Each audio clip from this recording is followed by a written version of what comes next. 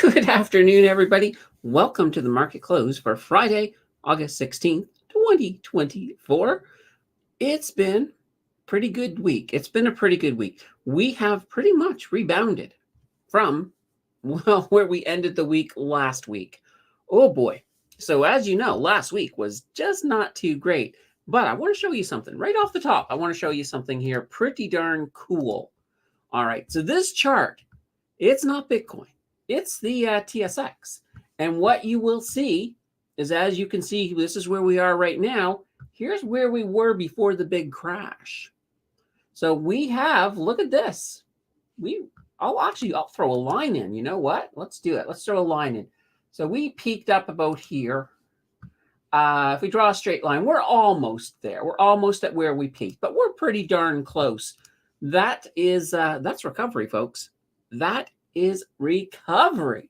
I love it. I love seeing this. It's been a fantastic week. Of course, those of you who are looking to buy the dip, this has not been a week for you. This has not been the buy the dip week. But if you like looking at green in your portfolio, then this is definitely a week I think that you're probably a pretty big fan of. Looking at the markets today, so the TSX, it's in the green, but you can see we've kind of been flat today. It's pretty much a flat day, and it shows 0.06% into the green. So we could technically slip into the red. We could. I'm going to say we're not, but we could. Well, maybe I'm wrong. It just went down to 0.05%. We'll see. The S&P 500, it's up a little bit too, 0.11, and you'll see a similar shape. It's also kind of flat up here as well. Now, they're closer to making it back all of that distance that they lost. The NASDAQ, same story. They're up 0.11%. So that's not too shabby. Not too shabby at all. Dow Jones is up 0.21. They've got a lot more room to go to get that back. Makes sense. You see a lot of smaller stocks on the Dow Jones compared to the S&P 500. So yeah, there's room to grow for sure. Finishing out the week here, gold is looking solid, up 1.96%. Silver up 2.08%. Oil's pretty much down. It's like oil's waiting for a war to pump itself up, and that's fine. Oil can stay down. If it means no war, sure, I'm okay with that. Bitcoin had a pretty good day. Let's go to Bitcoin. Here we go. Whoops. Here we go. Here's Bitcoin. They crashed a lot yesterday, but they have recovered that today. They are sitting at 3.79% up. So that's not too shabby either. Ethereum doing the same thing, up 2.11%. Let's look at the heat maps. Let's see. Well, we're going to see more green. So yeah, here we go. We got the banks. They're all looking solid. So Royal Bank, TD, BMO, Bank of Nova Scotia, Scotiabank, Bank of Nova Scotia is Scotiabank, CIBC. They're actually having not a bad day. They're up 1.71%. So we got bank earnings are coming out. Actually, this week coming up, we start with one, which is TD, but the following week, that's when all the bank earnings are hit. And of course, you guys know what that means. That means in early September, my review of the bank earnings video will be coming out. Once again, I do that quarterly, so looking forward to that. So yeah, other than that, Nutrien's up a little bit. A little bit of alimentation Couche-Tard down 0.13, Loblaw's down a little bit. The railroads, that's another big story here. So CNR is down 0.49 and CP is down 0.72. Now, what's been going on with the railroads? Oh boy, they have this potential strike that could happen as early as the 22nd of August. In fact, I believe I don't know if CP has stated it yet or not, but I know CNR said they're locking out the engineers on the 22nd if there's not any movement in negotiations. So if they're not seeing some positive signs in negotiations, we'll have at least a lockout on one of them on the 22nd. Now, they can't go earlier than the 22nd because they had the government came in, did a little bit of study. They wanted to see if there was any danger to shutting down the railroads. So, for example, if it would create, I don't know, whether it be some kind of a national security issue or things like that. So they went and they did their study. They came back and they said, okay, no, it's okay. You guys can shut everything down, but we're demanding a 13-day cool-off period. And that's what we're in right now, that 13 days. So the first day they're allowed to strike / lockout, whichever it goes, is August 22nd. So far, CNR has come out and said, yeah, we're going to do it. This is not a good thing. I mean, if we have a complete shutdown of the rail system, this is not good. Like they have, right now, there's already some bad stuff that's happening. I'll give you an idea. So right now, they've already stopped certain shipments. So for example, chlorine and ammonia shipments have stopped because their thoughts is that they don't want them in the middle of nowhere, in the middle of transit when a strike begins, and all of a sudden you've got you don't want a tanker of chlorine just sitting out in the middle of the middle of the prairies or something. So they're shutting those ones down. Now, why that's a concern? Well, the chlorine, a lot of that chlorine is actually used for drinking water. So the cities rely on that. So they only have a supply, a certain amount. Like I thought I heard at one point, I heard about 5 days or so. So that's going to be an issue. They're going to have to start rationing that. They're going to have to figure something out. The ammonia that they also carry, that's used for making fertilizer. So the farmers might be a little bit concerned about that. Now, luckily, I guess when it comes to farming, we're more towards the harvest side of the farming. So it may not be as huge of an issue, but I have a feeling because of the impact on the supply chain, I don't think the government's going to let this go long. I have a feeling we'll see either binding arbitration come in, or there'll be just a lot of pressure to get this resolved as fast as possible. I am hoping that we don't get to a point where we even shut down. I'm hoping that they can come to some kind of a conclusion before we get to that point. Anyway, the good old railways. Let's take a look at the heat map here for the ETF. So look at this. This is interesting. So VFV is down. That's odd. Normally they're doing a little bit better. And when the markets are green, I almost always see VFV in the green. So seeing them down a little bit does have me a little bit worried that maybe we could slip to the red on that TSX before the day is out. Hopefully not. Hopefully not. The war between XEQT and VEQT, once again, really, really close, but XEQT is sitting at 0. VEQ2 is sitting at negative 0.07. So XEQT wins it today. They seem to win it a lot. They seem to win it a lot for sure. And over to America, or down to America, depending on where your perspective is. Once again, Nvidia is still looking strong. Now, Nvidia, there's already hype building for Nvidia's earnings, which are coming out August 28th. And there's a lot of hype. And a lot of people, a lot of analysts are expecting it to be a very good day for Nvidia. So that's just something to keep in mind when you're thinking about what you want to do with your next Nvidia play. We got those earnings coming up really, really, really fast. Google's doing okay. Microsoft and Meta, not so much. Tesla's actually up a little bit, so up 1.01%. So gotta like it. Finally we got crypto. Crypto's looking a lot better today. You got Bitcoin up 3.87%. Ethereum is up. Let's see here. Solana, though, is down. So, yeah, that's kind of interesting. There are about 14,000 different coins in the Bitcoin universe. And who knows? There's a lot. There's a lot. I want to find some obscure coin I have never heard of before. Let's go with this one. Since the market is green, we'll pick a red one. Here is a coin I've never heard of before. Petals. What is this? Is this like, do they sell flowers or do they represent flowers? I don't know. They're not worth very much. They're worth like a teeny fraction of a penny. Oh boy. They have, at one point, they were worth a fraction of a penny, as opposed to, they've added a few teenies to it, but yeah, this is one of 14,000 cryptos. There's a ton of them out there.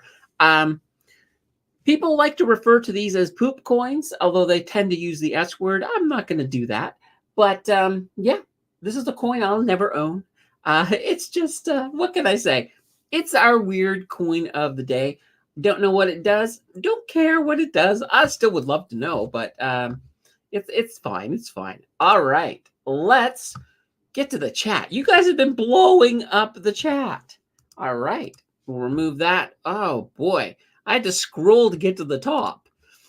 We start off the day with Enid coming in with a hello, everyone. Prairie Investor, good afternoon. Trust everyone is having a great Friday. I hope so. We got Mary in the house. Hello, happy Friday. Be sure to hit that like button, folks. We got Lisa in the house. We got Al in the house with a hola. JJ is in with a howdy, y'all. We got Stan Gray saying happy Friday. JJ says it's been a week since I attended the last live. I know. I missed seeing your little wrench. And JJ says, I finally fixed my phone yesterday. And when I checked my portfolio, it shot up 5% since Monday. I was like, dang, what a nice surprise. Yeah, it's been a good week, I think, on the markets. Let's see. I guess that $390 screen repair was easily compensated by the big unrealized gains. There we go. I still can't believe it. $390 to fix a screen. You know, if you're looking for a side hustle, learning how to fix these screens might make you some money. Just a thought here. I have not seen Vinit yet. So let's see. Al says 5 green days in a row. I am shocked. I hope it doesn't pull back a lot on Monday. Yeah, I'm hoping so. Now, there's not a lot of stuff going on in the U.S. next week to influence the market. We do have a few things in Canada, though. We got CPI, PPI, and retail sales coming out in Canada this week. So we'll have to see how that goes. Jonathan says, I made it pre-bell. Thank goodness. Yes, absolutely. We still got 3 minutes till the bell. JJ says, so much for deals last week. I didn't buy enough rip or dip. Now it's almost back at all-time highs. Yeah. And I remember a week ago, I was telling you guys, we're not going into a recession. You know, you don't have to sell everything and turn it to cash. You know, the doom and gloomers on the YouTube were being doom and gloomers and not to listen to them. And this time around, I was right. I'm happy with that. I'm glad because, you know, I certainly don't want to see the economy go completely tank up. All right. Al says, I haven't bought any dips this entire summer. I have to save up for my property taxes in December. Oh, yeah. That's never good. That is never good. JJ says, put it in cash. Make a 4.5% at least. Yeah, and that's a good thing about cash. That is a great ETF if you're looking to park your cash. Park your cash in cash. At least, you know, or there's also a few others. There's a few others. I like them for the simple reason that, you know, at least you're getting something. At least you're getting something. I know I first asked my mom about TFSAs. I was like, how much do you actually have in your TFSA? And she gave me an amount. And I'm like, okay. What's it invested in? And she's like, what? What do you mean? I'm like, don't tell me it's just sitting there as cash. She says, yeah, of course it is. And I'm like, oh my gosh. And yeah, she had no idea she could buy stocks or invest. And I don't think she understands it, but she hasn't really done it. So what can I say? All right. Yeah, exactly. Al doesn't live in Canada. So I think there is one in the US. I don't know what it's called, but yeah, I still think it's a great idea. Prairie says better the tankers in the middle of the prairies than in the middle of a city or town. Yeah. Oh yeah, absolutely. Absolutely. But nonetheless, you don't want a tanker, let's say, for example, sitting out in the middle of Saskatchewan and a tornado comes along. You just don't want that. JJ says, then buy it in a buck or high. Let's see, it's pretty stable and flat. Go, Nvidia. Yeah, I'm happy with Nvidia. I am so happy with Nvidia. All right, what is buck? I'm skipping the little things here because I'm far behind. We have 5 seconds. 3, 2, 1. Here we go.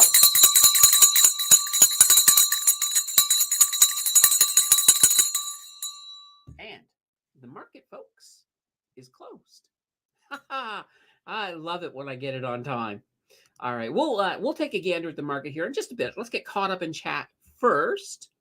All right, let's see. I need my money for property taxes. I can't afford a drop in overall return. Yeah, absolutely. Understandable.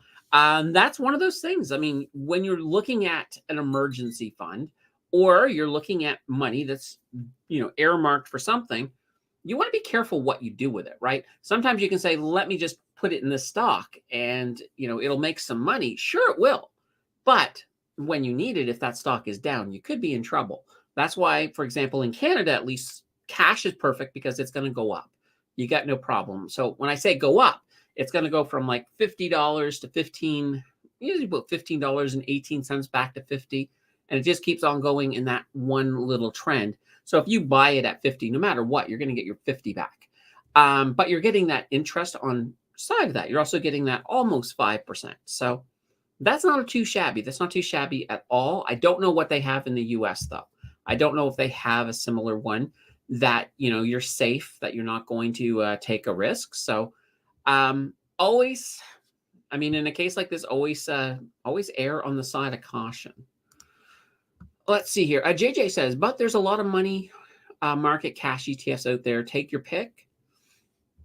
Property tax penalty is over 1K. Ooh, that's huge. Yeah. That's a big penalty for sure. And that's the thing. Even with inflation and everything that's happened with everything since the pandemic, one of the big things that a lot of people don't realize, and they're starting to realize, is that property taxes have gone up big times because that's one of the few tools that municipalities have to get money back into their coffers. So, you can raise provincial, state taxes, country, federal taxes. But the municipalities, they're going to hit you in the property tax belt. That's where they're going to hit you. All right. Let's see. In BC, property taxes due July 3rd or so. Where am I at? Property taxes are due December and April. Yeah, there we go. Now, I think we pay ours once a year, I think. I'm not 100% sure, but I'm pretty sure. Let's see. JJ says, I was listening to your Wednesday live earlier this morning, and I cringed really hard when you mispronounced immunology. Yes. Yeah, when talking about CRISPR. Yeah, I probably did. I'm very good at mispronouncing words. It's not that I don't know how to say a word. Sometimes it is. But sometimes it's just, I don't know what it is. It's like my head gets distracted. For the longest time, I will tell you a word I had struggled with in university big time. So one of the things when I was in university, because I was doing a double major, biology and chemistry, because it was a 4-year program, I had to do a thesis in my 4th year. And I was basically working on T4 bacteriophages. So those are basically, it's like a virus that attacks bacteria.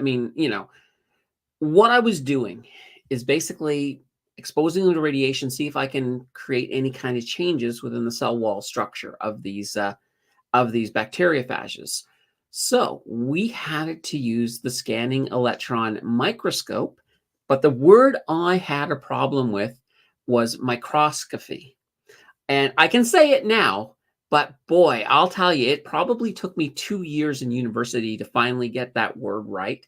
Because it's just, I would look at it and I'd be like microscopy, instead of, micros. And now I've lost it again. So anyway, we'll leave that alone. We'll leave that alone. I could sit here and try to pronounce it probably for an hour. You guys might have fun. But let's move to Prairie. Let's see. Paid the cabin property taxes today, due September 1st here in Manitoba. 5% on cash is 20% to 50% tax, depending on tax bracket. All right. My property tax is more than $5,000. Oh, that's a lot. That is a lot. Al Bundy says hi, Enid. Tongue twisted. It happens. It happens. All right. I submitted my first PhD thesis chapter of 4 yesterday. It was 107 pages long with like almost 300 references. Wow. That's a lot of references. Now, it'd be funny if somebody handed in their thesis and in the references they said Chat GPT. I have a feeling you wouldn't be getting your doctorate at the end of that, but it would still be funny. Al says, mine are pretty scary high. Yeah. Let's see. Winnipeg property taxes generally due end of June. Oh, boy. All right. I finally caught up with the chat. So let's take a gander at how the markets closed. All right. We'll zip on over to the market and we'll get up here to the TSX. So we did stay in the green. We finished at 0.1% in the green.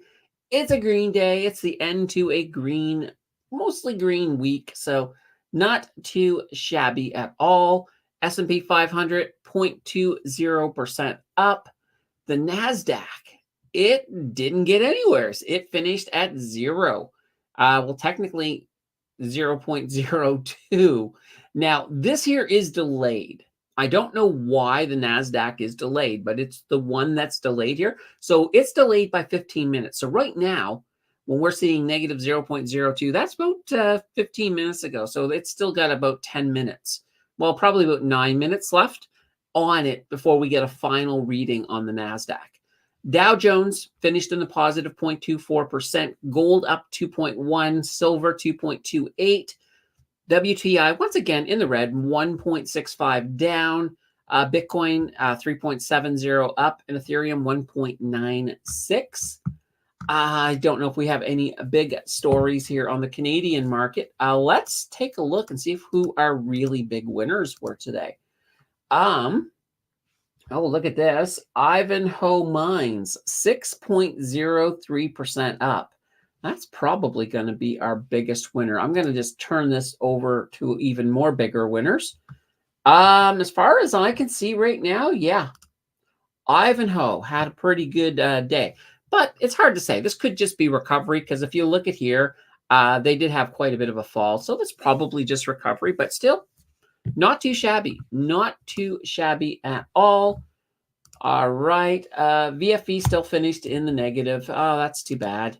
Over in the U.S. side, once again, a little bit of green. We got a little bit of red too. I don't know why Meta is down today, but I do like the fact that Nvidia, or Nvidia. Some people actually say Nvidia or Nvidia. I usually say N just because it just flows that way, but I think it's actually pronounced Nvidia. So see, now JJ has me all thinking about pronunciations now. That's JJ's fault. We'll blame JJ for sure. So yeah, once again, I'm looking forward to what's going to happen with Nvidia. Let's pull them up. You can see they're on a nice tear. They're on a nice tear here. This is a situation though. Here's a funny thing. As we get closer to that earnings call, I think we're going to hit all-time highs before we even get to the call, because everybody right now is so stoked for that call and everyone's expecting it to explode. So here's the funny thing. If we got to that call and we're wrong, oh boy, that won't be a good day for Nvidia. I'm gonna try to start saying Nvidia from now on. That won't be a good day for Nvidia. So here's the thing. As you're playing it, what are you gonna do? If you think everybody's wrong, you could always ride it to an all-time high, and then maybe the day before their earnings call, you could sell, take your profits. That's one option. The other option, though, is what if everybody's right?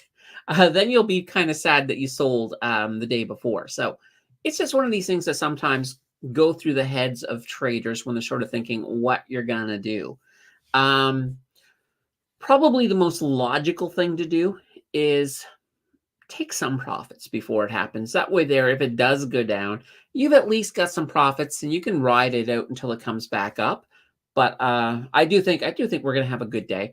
And we'll watch this next week. We'll watch and see what's happening, and the week after, of course, as we head into the actual the earnings. It should be fantastic.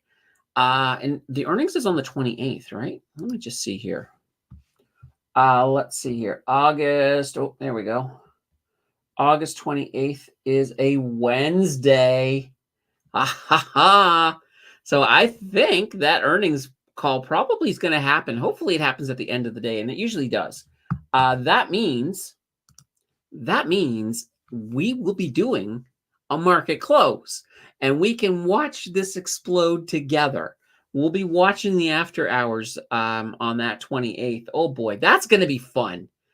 And the reason I checked is I kind of was like, gosh, if that was on a day other than a Wednesday, I almost would have thrown up a market close just for that day, just because I want to be on the air when that happens. So we'll do it, and we'll actually we'll make it we'll do an event of some kind around Nvidia.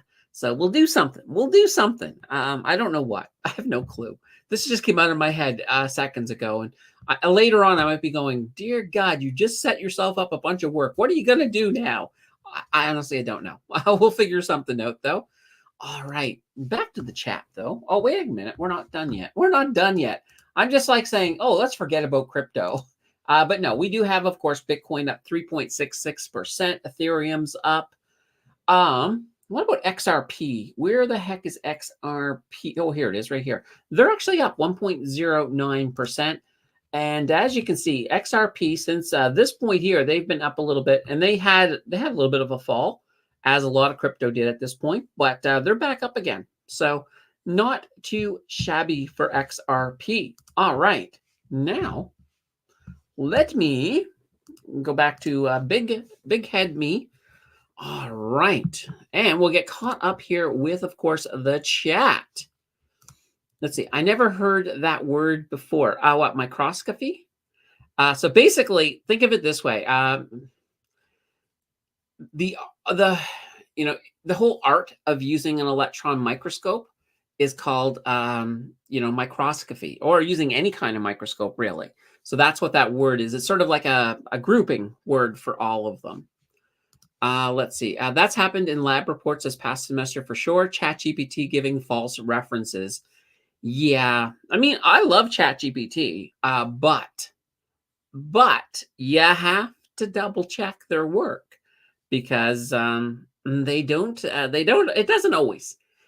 does not always give you the right information. And large language models have this thing called hallucinations.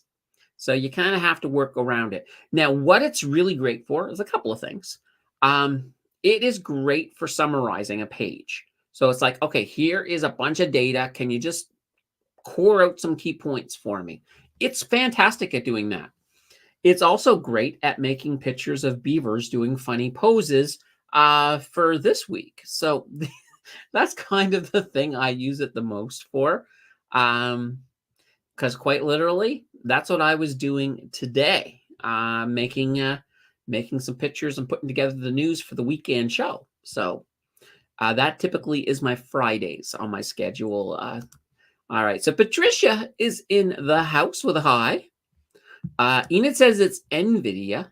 So there we go. Yeah, Nvidia. So not Nvidia, Nvidia. Perfect. JJ says, guilty as charged. Don't hate me. Nah, I can never hate you, JJ. That's for sure. Al says, it will be good. It is. And Vineet finally showed up. Oh my God, we were talking about Vineet through the whole show. Finally, he's showing up. Of course, now Vineet has no choice but to go back and watch the beginning of the show and find out what we were talking about. Because your ears are burning, Vineet. You don't have a choice now. You don't have a choice. JJ says, ooh, the anticipation and hype is real. Yes, absolutely. It will be super fun. I've been bleeding since June 18th. Nvidia must do well on August 28th. There can be no other option. Buy the peak. That's kind of what we're going to be looking at. But yeah, I don't know about buying the peak. If you're not, here's the thing I would say. If you're interested in Nvidia, now it's still okay a time to buy, but I would say probably by about the middle of this week coming up, I probably would not buy anymore, especially if it is still on a tear up, because it's going to be interesting. But it's hard to say. It's hard to say. I'll be looking to see if there's any kind of play I can make. I certainly would love to have a little explosion of Nvidia. That's for sure. Let's see. JJ says, would it be funny if I put Vineet on timeout temporarily for being late? That would be an abuse of power, JJ. It would be funny, though. But an abuse of power. A funny abuse of power. Abuse the power. That's funny. Actually, a funny story. Many years ago, I was somebody made me a moderator on a Twitch WoW chat thing. So I used to do that every so often. I would just abuse the power, and it's funny. It was funny. But yeah, sometimes it's like, hey, I have to look out for people saying bad things. I need to at least have that ability to abuse my power every so often. So I certainly did that. I did. So if you abuse your power, I'm gonna look the other way, JJ. I will look the other way. Let's see. Al says, what does FHSA do? So it's a first home savings account. The idea is that it's supposed to act like a hybrid between a TFSA and a RRSP. So it gives you basically I believe it's $7,000 a year space that you can basically put stuff in like an RRSP. You can pile in a bunch of stuff. And the idea is that what you're going to do with the money and the investments and whatever you grow in it, you're going to use it towards a first time home. So, and they have rules on what first time homes are. So at one point, it was actually very, very stringent. When it first came out, they even had age limits. Like if you were over 40, it was like, nope, you don't qualify. But they kind of got rid of them pretty fast. And they also got rid of it being your first time. Now, as long as you haven't owned a principal residence in I don't know the exact time frame. I haven't looked at it in a while, but then you're eligible for this. So what happens is I think they give you roughly 10 years to buy a home. If you don't do it after 10 years, it then rolls back into your RRSP. So it is a way to, even let's say you have no intention of buying a home and you don't own a principal residence, you could still work on filling up your first home buyer savings account just to give you extra space into your RRSP when it rolls into it. So it is an interesting tool. But yeah, it's funny. I haven't really even looked at it in forever now, but not too shabby, not too shabby. Hurricane passing on Monday. Yes. And was it Nestro? Nestro is looking to come up the East Coast. Luckily, it has drifted a little bit more to the east, so it's going to miss Nova Scotia, and it looks like it's going to miss, for the most part, it might graze St. John's, Newfoundland, but yeah. Now, keep in mind, sometimes these can still change, so it's always good to be paying attention to this if you're in the Maritimes, because you guys don't need any more hurricane drama. But you might get more before the end of this year is out. They are predicting this year to be a record year. So that is something to keep in mind. Enid says, I asked ChatGPT, who is Enid Vanu? And it gave me quite a real description of myself. I was surprised. And here's the question. Was it accurate? Was it accurate? And I'll jump ahead here. Enid says, yes, I think it. Oh, never mind. That was not the answer to whether it was accurate or not. But I'm sure Enid will get back to us and let us know how accurate it was. Al says, does the contribution you put in the FHSA an income tax deduction? I have to double check on that. I don't think it is. I think it acts like kind of like a TFSA in that way. So it sort of keeps things going. So no, I don't think it is. I think all of that income you're putting in has already been taxed. So that I could be wrong on that. Like I said, I haven't really looked at it in forever. But now I'm going to have to. Now I'm going to have to go and read up the rules again on that because I'm like thinking, oh God, that still exists, doesn't it? Now JJ says it is tax deductible. So there we go. So maybe it is tax deductible. And that would make sense because if you think about it, where at the end of that period, it gets rolled back into your RRSP, that would make a complete sense. So it probably is. There we go. There we go. See, between me and the chat, we worked it out. We worked it out. Let's see. Hybrid between 401k and Roth IRA. So yeah, same idea. Tax-free if you use it for your first home. And that's kind of the whole big idea of it, right? Is that, whoops, go back here. If you do use it to buy a home, you do get those tax-free benefits at that point. So, but the problem is to buy your first home is just the down payment is absolutely huge, especially depending on where you live. Like if you live in Toronto or Vancouver, you're looking at multi-million-dollar homes. So it could be interesting. All right, and we already looked at that. Let's see here. JJ says, but heavy tax and withdrawal penalties if you use it for anything else. Yeah. So quite literally, if you're not using it for a home, your best bet is to just let it expire and roll into your RRSP. That's your best bet. Absolutely. Let's see. And all right, here we go. And 9 is saying, yeah, I use the FHSA for more RRSP room. There we go. Exactly. It's okay, Candace. I can look it up. I was just curious. Yeah, no, absolutely. Yeah, exactly. All right. Now, give me 1 second. I'm going to just pull up one thing here. I just want to see the NASDAQ. Yeah, it was the NASDAQ. It did get back into the green. So we're now to the point that we have our closing number on that NASDAQ. I don't know why it's delayed by 15 minutes. That's annoying. But the NASDAQ finished in the green as well. So that's not too shabby. And since we were talking about Nvidia, let's take a look and see what they're doing here. So right now they're down a little in the after hours. So they've fallen down to 124.48. So that's not too shabby either. All right, I'm going to grab myself a cup of coffee here, bring everything back up. Not too shabby. Al says, I can handle it. I have a lot of cash. Nothing wrong with it. That's a problem that a lot of people would like to have. Sammer says, hello, bit later. And Enid is saying, let's see. Yes, ChatGPT was accurate from the professional perspective. Vineet says, no, I've been here. Okay, that's good to know. And thanks for the shout out. Yeah, absolutely.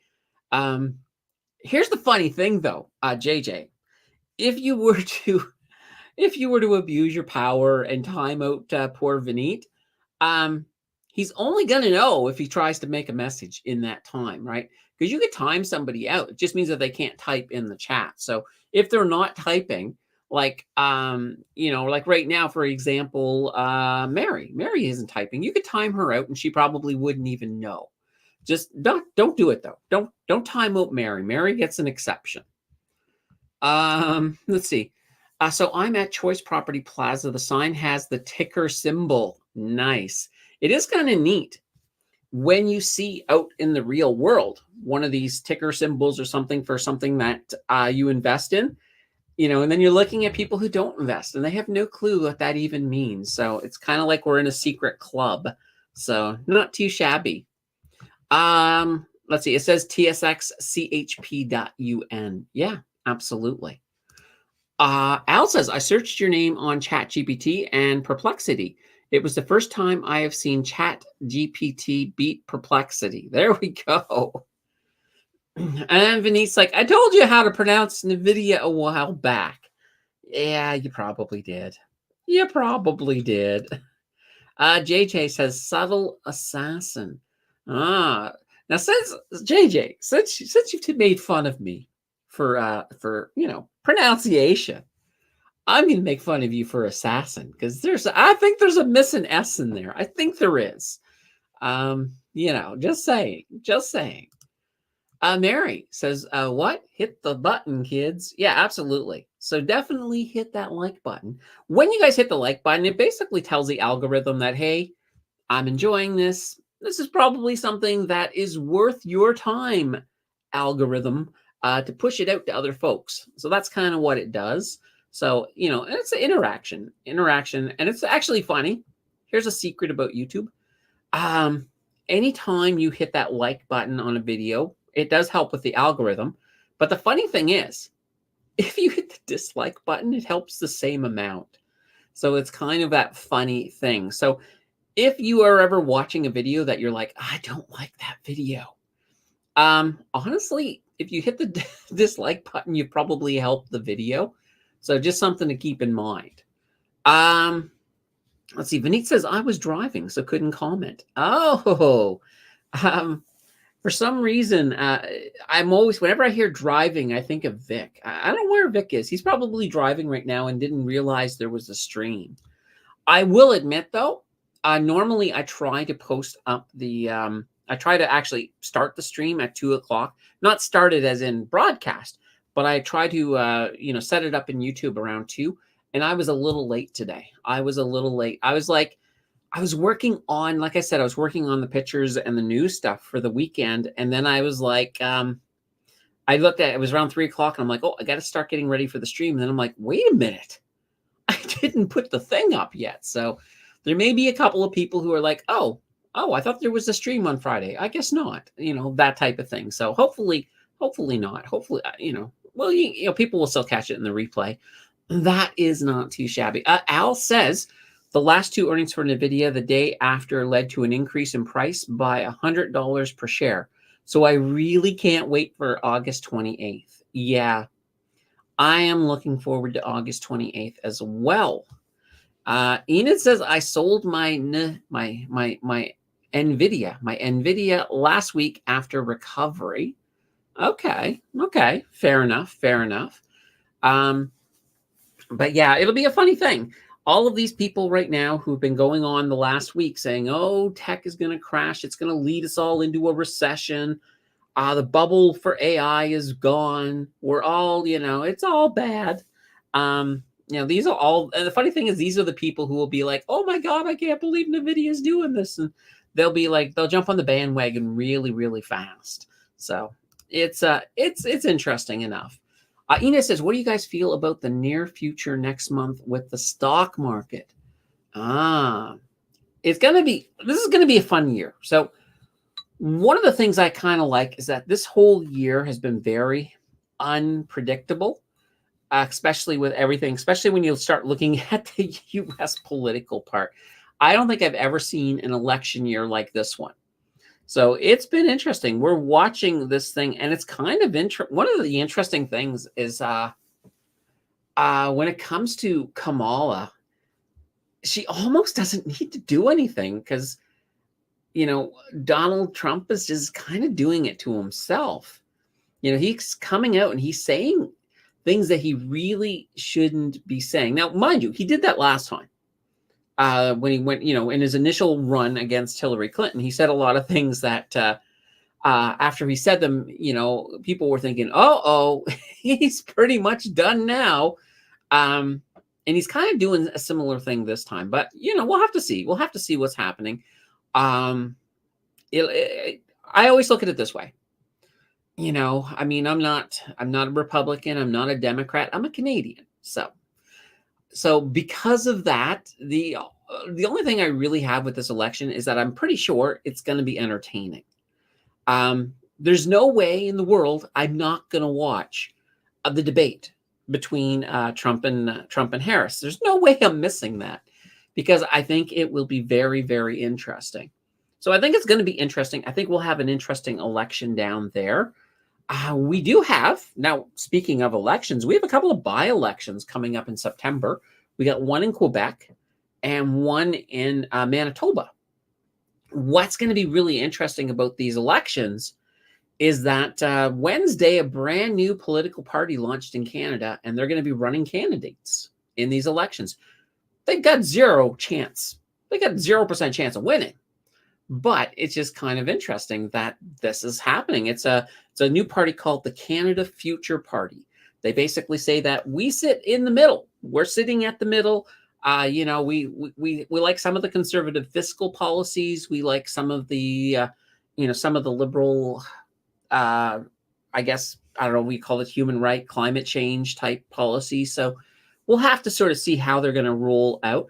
I will say this, and I'm going to show you guys. There's one reason right now, even if I loved everything on their policies, if I loved their platform, there's one reason I will not vote for them. And give me a second. I'm going to pull this up. I'm going to bring it over here. Oh, let's share the screen. All right. Oh, well, never mind. It's all right. It is actually working here. It wasn't working on my screen. So when I was looking at it, it's probably because of the scaling. So let me show you this. I'm going to scale this back a little bit. Yeah, this is what I was seeing on my other screen because I have a thinner screen. On a thinner screen, I was getting this formatting issue. If you can see, you've got no margin. So it scales the margin out. So this is bad web design. So you should still have a little bit of a margin, even if you're viewing it on something smaller. So that to me makes me think that if you're viewing this on, for example, I want to bring this in. If you were viewing this page on a, on a tablet or maybe on your phone, that may not go over well. So I have just that formatting. So if you're, and this is where I look at it, is if you're a professional, if you're a political party, you should at least have a website that scales properly. So I have an issue against that. And that's like a petty thing. It's a real petty thing. But, when I first pulled it up and I had these words going right against the side wall, I was just like, I don't even want to read this for that reason. So that's the only thing I have against them right now. I still think one of the problems is you have a brand new political party. You've got so little chance of actually getting anywhere in Canada. Now, with that being said, there was back many, many years ago, there was a party that started up in the West called the Reform Party. And they were, by all means, they were a new party that came along, run by Preston Manning out of, I think, Calgary, maybe. But that party got big and started eating at the conservative votes. And then what ended up happening is the old Conservative Party merged with the Reform Party, and they became the new Conservative Party. That's why we have this other Conservative Party that doesn't get any votes. But they ended up merging and becoming the new Conservative Party, and the one that now is probably going to win the next election. So there's always that chance that something could happen, but I don't know. Like right now, it's like I think there's too many parties as it is, and that's not to say that we shouldn't have a bunch of parties, but I think we got enough. I think we have enough. That's just my opinion. I mean, what do you guys think? What do you guys think about this? Holy banana bread! All right, let's go big screen as we get caught back up again with the chat. Mario says, I sold my alimentation couche-tard. What a nice profit today. Ooh, nice. Always good to take a profit. Enid says, I'm so afraid of everything is falling apart. I locked in as many gains as I could. And this is the thing. I mean, this here is the thing. And this is what I say. It doesn't matter if I'm right, if me, Kevin, is right, or somebody else is right. It doesn't matter because your finances are your finances. And if you've got a bad feeling about the market, there's nothing wrong with taking a conservative approach, even if you're wrong. Because look at it this way. Would you rather take a conservative approach and maybe you missed out on an opportunity? But if you were right and you took that conservative approach, you saved yourself a bunch of money. So you have to kind of weigh those two things with each other. And sometimes it is easy to get a bad feeling about the market. And I will tell you, it is a lot easier to get a bad feeling about the market if you spend a lot of time on social media. That's the thing. You've got many different voices. You just look on YouTube alone and you've got half of the people there telling you the sky is falling and, you got to be starting to, you got to start moving things to cash and all of this. And then you've got other people saying, oh my God, this is going to the moon. That is going to the moon. We got moonshots here. We got moonshots every, you'd think they were NASA.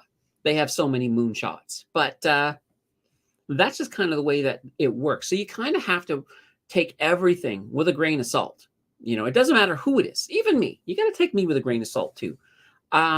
Because, you never know who is right, who is wrong until after the fact. Because we can all make predictions until the cows come home. But we're not going to know what the results are until those cows are mooing in the living room. So you kind of have to look at it that way. Now, what I say is, and this is what you should be getting from channels like mine and from any channels that you're going to, what you want to be getting is just an idea on how I come to conclusions that I come to, how I look at fundamentals, how that can help yourself. And also, I like it. Like if, for example, somebody completely disagrees with me, I'm totally okay with them bringing it up in chat and sort of explaining why. And I always look at it this way because I am that type of person that I base what I say on what I know at the time. And if I'm given new information, I'm willing to change what I say. I am more than willing to change. And if I'm wrong, I'm more than willing to say, yep, I was wrong on that one.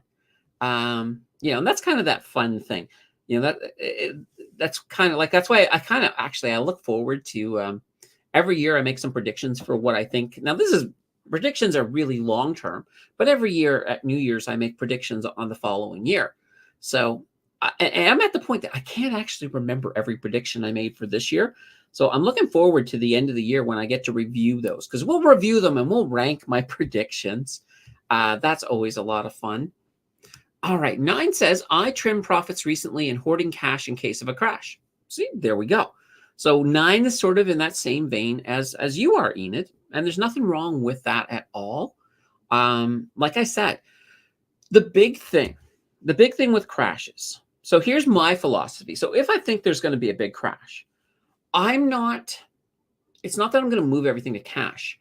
I will move things to companies that I know will survive a crash. For example, Microsoft. Microsoft is a company I think that will do fine, even through a huge tech crash. On the other side of the crash, Microsoft will be fine.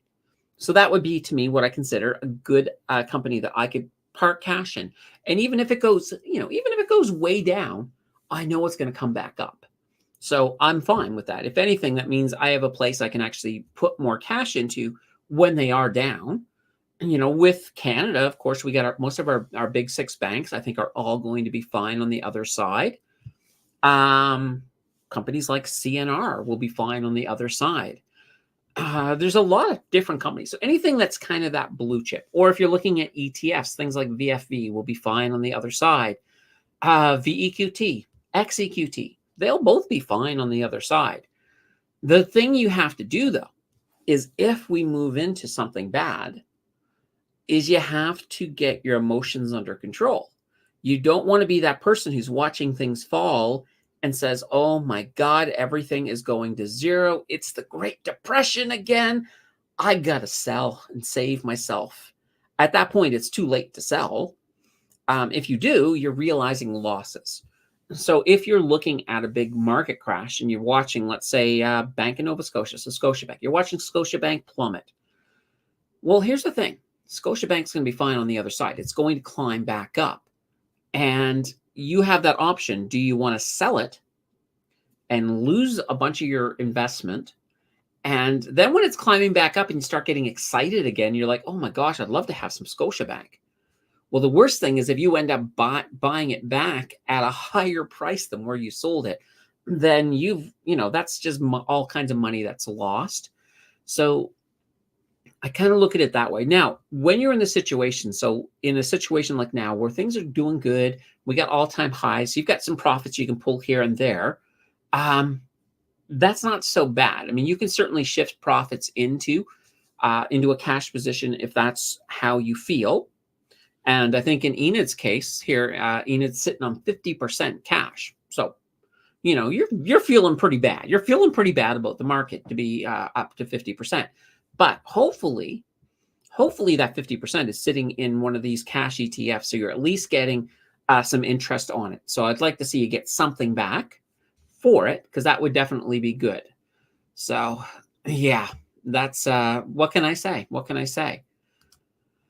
Al says it is always progressively more volatile in the markets in any election year. Then it settles down in December, and with volatility, it usually trends downward.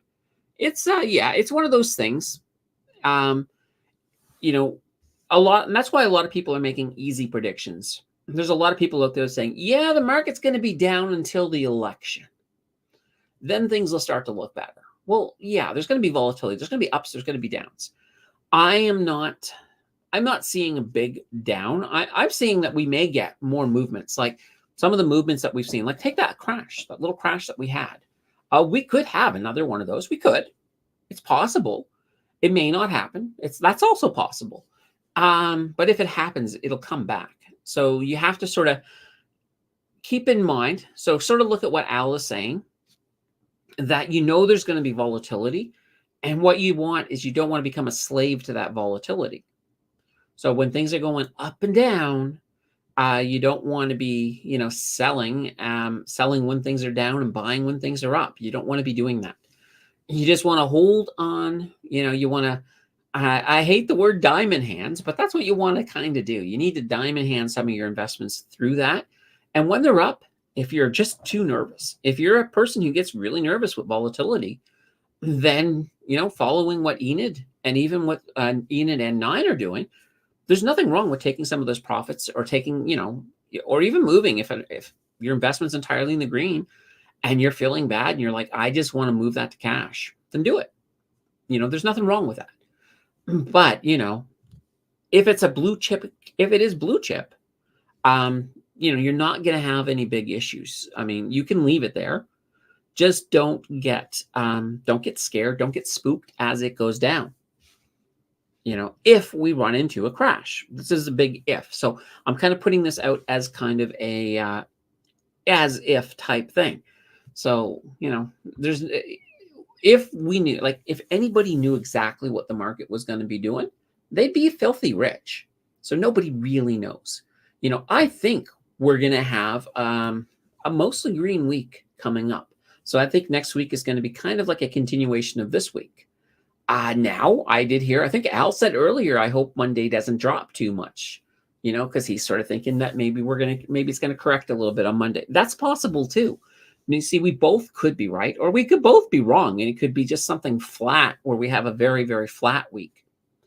We'll have to sort of see how it goes, but I think tech will start to rise a little bit based on just the overall, as everybody gets all hyped up with Nvidia, that will spill over a little bit into tech, because people will be so basically, because you remember those naysayers I was talking about, how they'll start to jump on the Nvidia bandwagon.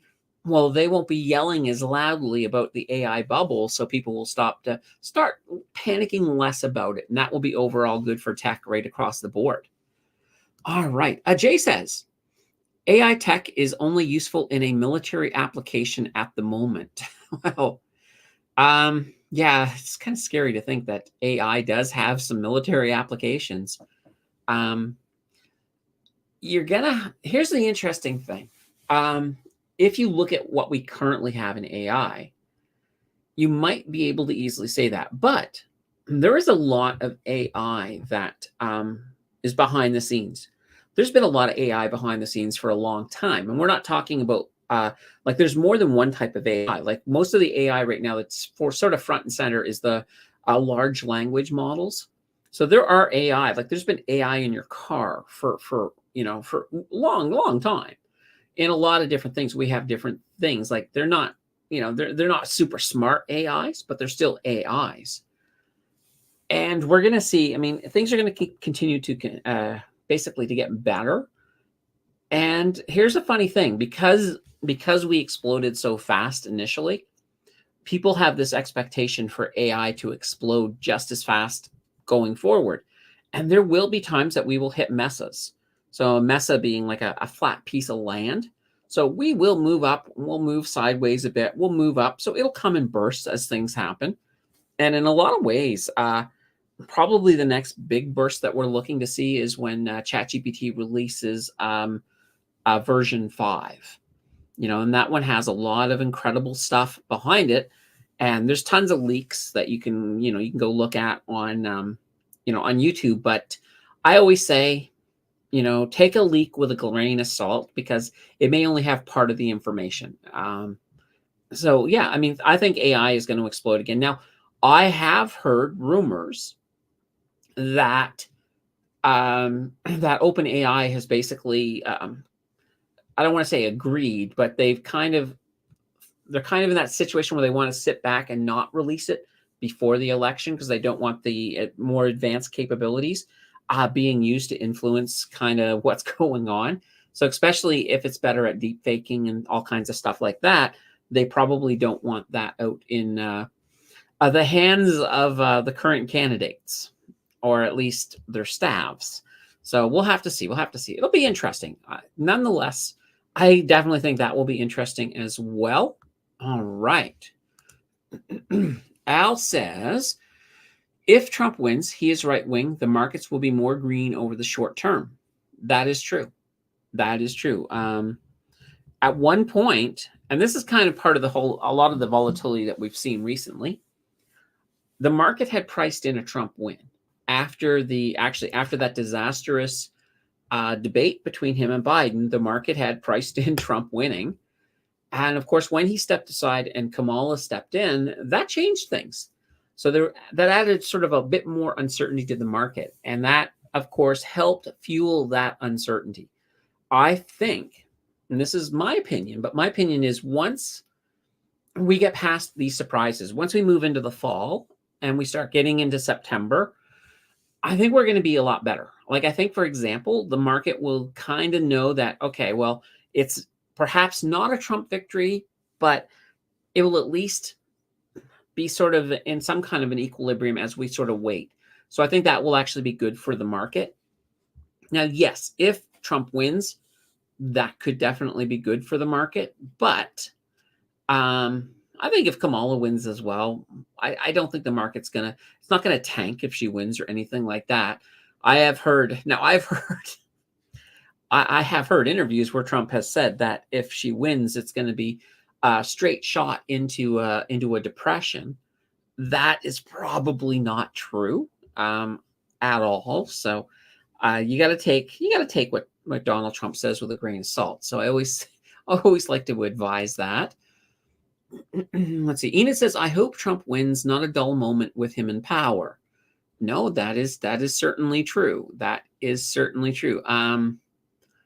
Yeah, I have watched many of his presidential when he was president. I watched many of his speeches, and sometimes it was just for the shock value of what he was going to say next, because he has no filter, none. Let's see. The Winnipeg by-election is in my riding. Oh, there you go. You can always, you can go and try. Well, I probably wouldn't. I mean, I think right now a vote for the new party, the Canada Future Party, is probably a wasted vote. But But going back to these two by-elections, it'll be interesting to see, whether or not the Conservatives take them both. That would be another clear message that it's time for Justin to step aside. Not to say he will, but it would be another clear message for sure. And it would certainly create more pressure within the party. Let's see. Al says he's an awful person, but he is good for our portfolios. There we go. Mario says there is going to be too many political parties at some point. Prairie is saying rhinos all the way. There we go. Are they still a thing? The rhinoceros party? I don't know. Nine says, yeah, don't take the doom and gloom seriously. It's entertainment to me. Yeah, and that can be.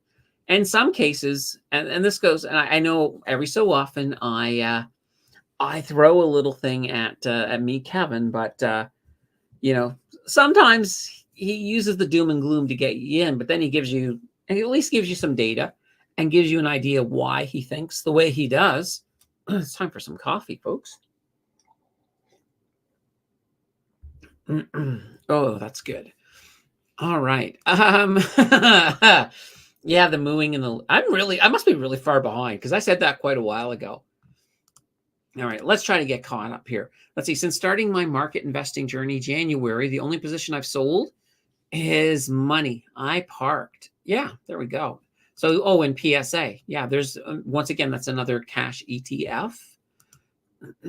All right. See, I use the cash interest to DCA into ETFs and treasury ETFs. No, it's not too bad. Not too bad. All right. I never sell at a loss, and I only buy good companies at low prices. Yeah. Now, keep in mind, there are times when you can sell at a loss. So if you have things in your TFSA, generally, you're probably never going to sell at a loss.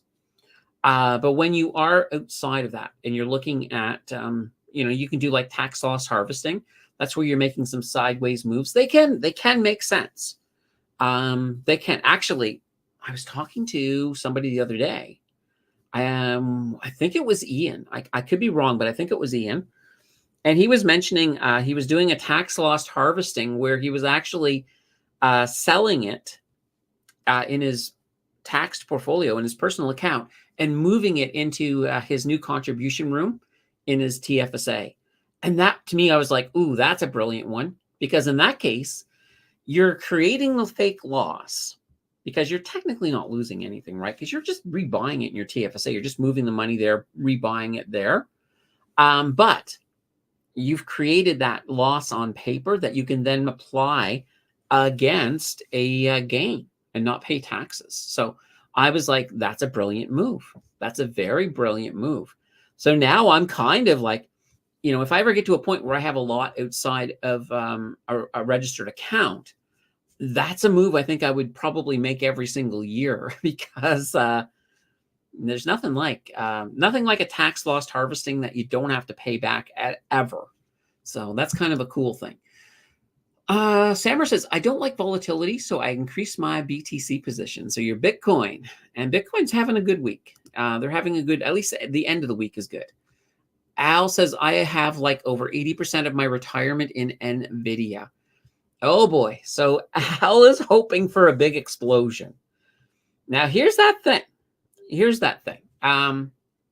We know that with these big explosions, what ends up happening is you'll go way up, but then you're going to come down and things are going to settle and you're probably going to go a little bit lower afterwards. So that's where you have to ask yourself, do you want to sell what you have, or do you want to at least take some profits when it's up peaking, especially if they have a really good earnings report and it goes crazy high?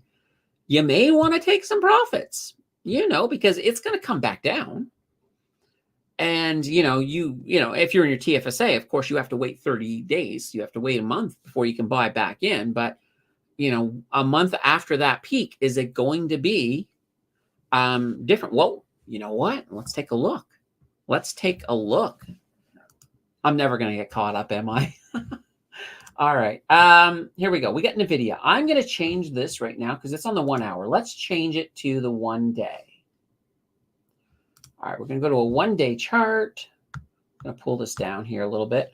All right, so you can see here's their earnings here, but let's go to their last earnings. So here is their last earnings right here. All right, so in this case here, they had a great earnings, and look at what it did. It flew all the way up here to that 140. So, if you wrote it up, let's say you wrote it up and you did sell up here. Well, when could you buy back in? So if you sold it at 140, so that's June, so June 20th, so basically July 20th. So we go over here to July 20th. So, well, July 22nd. This July 20th was on the weekend. You could have bought back in here if you had wanted to at 124. And, then it continued to went down. So you'd be like, why didn't I wait a bit longer? But it would now be back up at that. So you would actually have broken even, but you would still own all of these profits right in here, right? You still own that. So in this case here, 16, almost $17 a share, you'd still have that as pure profit.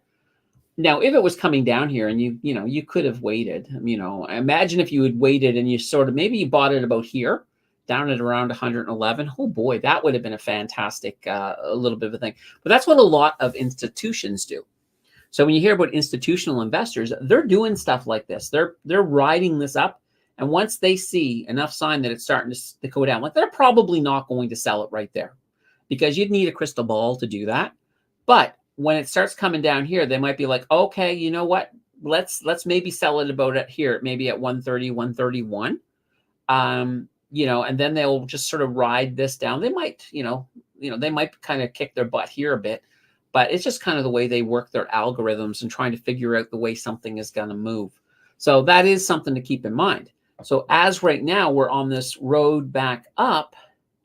So let's take a look at some reasonability, what I think might happen. All right, all right, there we go. Let's just do, all right, so kind of like this. So I'm not thinking it's going to go straight flying high, but it might actually be a little higher because I was kind of thinking here, let's see here. All right, let's say you can get to about here by earnings. So you can get up to maybe 142, and it's totally possible. Now, if it follows what's happened here, you could potentially have, and let's add a second one. Now we'll just go another trend line, but I'm going to make this one a different color.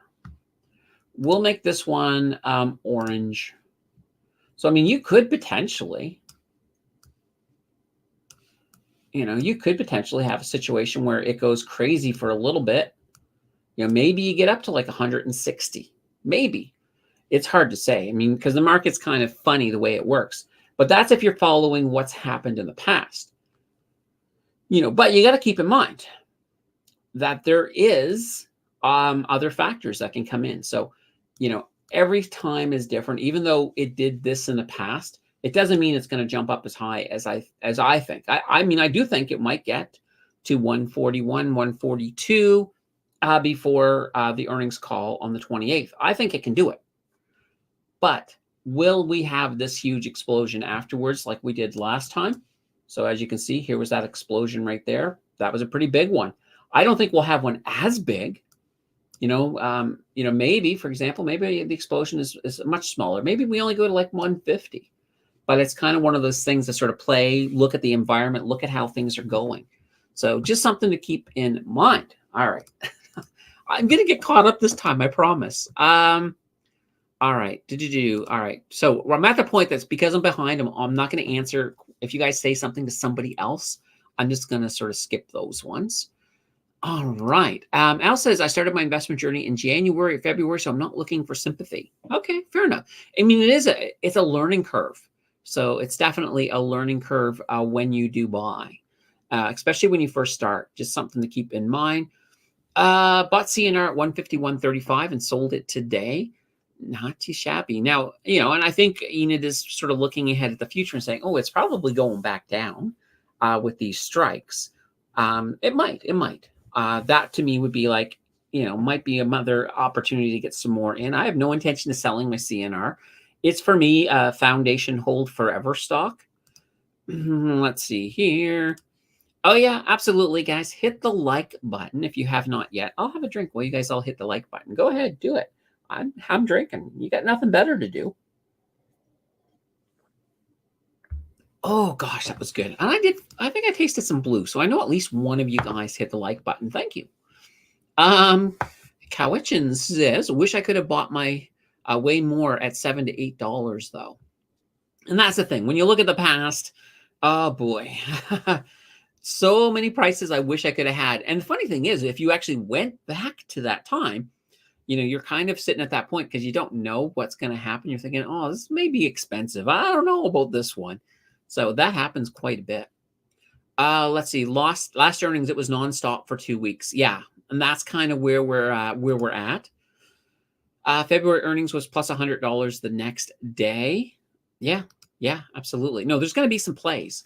There will be plays in there. I'm, you know, I'm definitely planning to look at a couple of things. So one of the things, for example, in the 0 to 100K challenge, I did purchase let me pull this up. And I actually started redoing one of my things in that challenge. So give me a second. I'm just got to pull it up here. Where is it? I think this is the one here. Nope, that's not it. And it is right over here. All right, let's pull this over. I actually started redoing one of my spreadsheets for it. Don't ask me why. I just thought, oh, it should have a logo in it. So we're definitely doing it. But what I was talking about here is this one here. So Nvidia. This is the YNVDA. So this is a purpose high yield Nvidia. So I did put another 2 in there. So it's up to 7. These are the buys that you guys are going to find out about in the 0 to 100K challenge here in just a little bit. Well, yeah, the end of the month is coming fast. But here's kind of this play. So this Nvidia play, I'm looking at, I have no intention of holding that long term in the challenge. The goal with this one in the challenge is basically to ride the 28th wave. If it pumps for 2 weeks, then yeah, 2 weeks after that, then I'll probably get out of this one. I'll let that price come down. And then what I'm probably going to do at that point is when we get that correction afterwards, I will probably rebuy back in, but not so much, probably not the YNVD for that one. I'll probably actually, I might even go into the CDR. So we'll have to see. Or maybe I'll just buy Nvidia themselves and we'll put it down in the US stocks. So that's just something I am looking at. All right. Here we go. Yeah, and it's kind of interesting. I was starting the new design on this, and I'm not happy with the way the stocks are listed. This is the way you do it, so that they basically they pull their own prices for me. So what I might do is just put these on another page, and then have cell references to import them into here instead. Just because I find I'd rather just have the company names and then a separate ticker.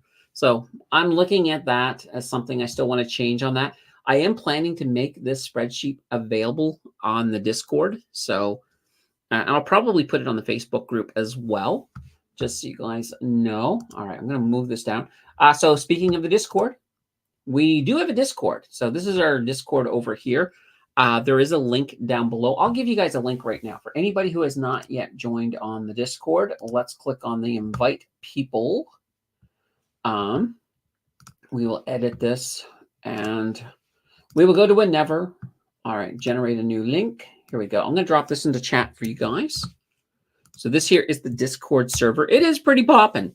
There's a lot of talk over there, but it is a fantastic place. It's a great place to go. Just sort of talk. One of the other things too, the pool lives over here. So it's just a list of stocks that people have requested.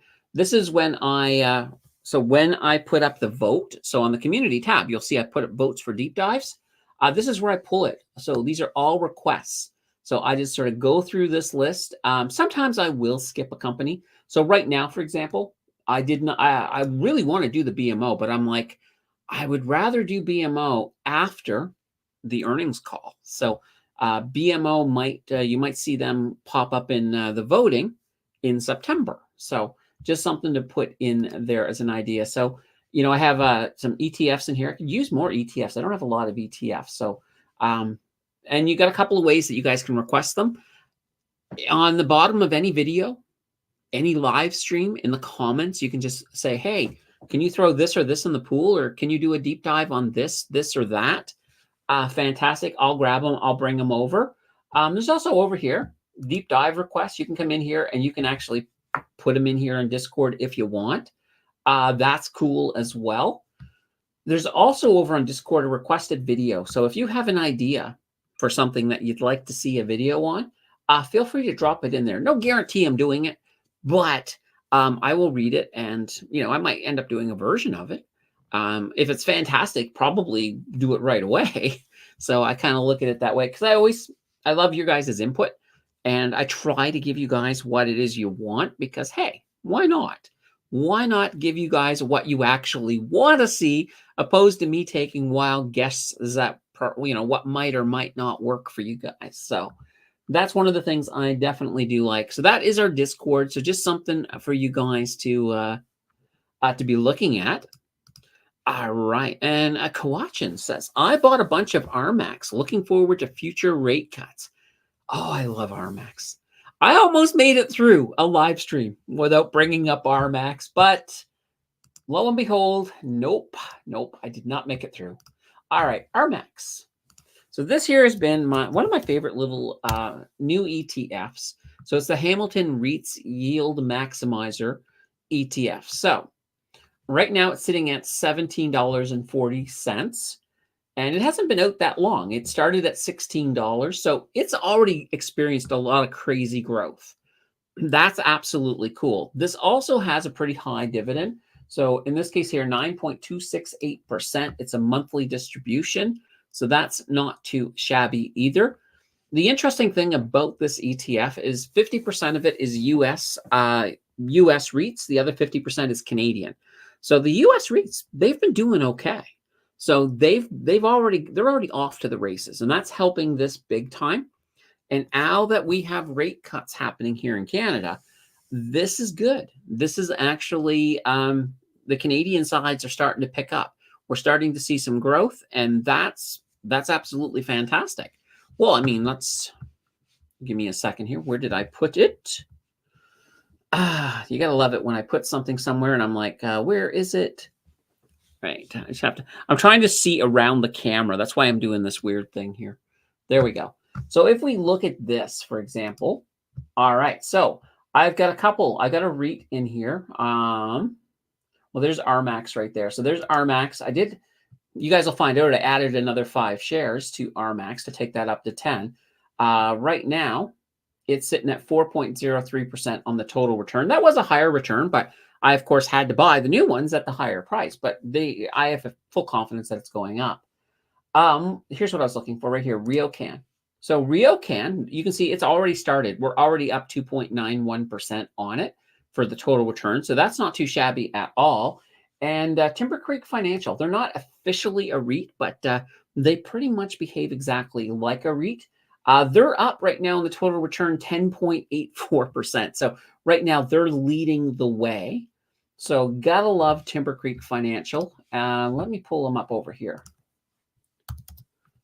All right, Timber Creek Financial here, and you can sort of see they've had a pretty good 5 days. This big jump up in here, but I'm going to bring up their 3-year here for you. Actually, let's bring up the 5-year. All right, so Timber Creek Financial, they are a company that normally sits, up around here. Like I think this is a good top for them, up around just above $9, $9.50, things like in that vicinity.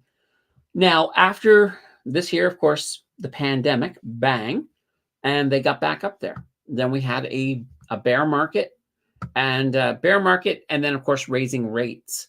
But now, and here's the funny thing, they began last year around October, going into recovery, even though rates were still not great. They weren't good at that time. They were still going up. So they still managed to do okay, and they're going to respond really well to rate cuts.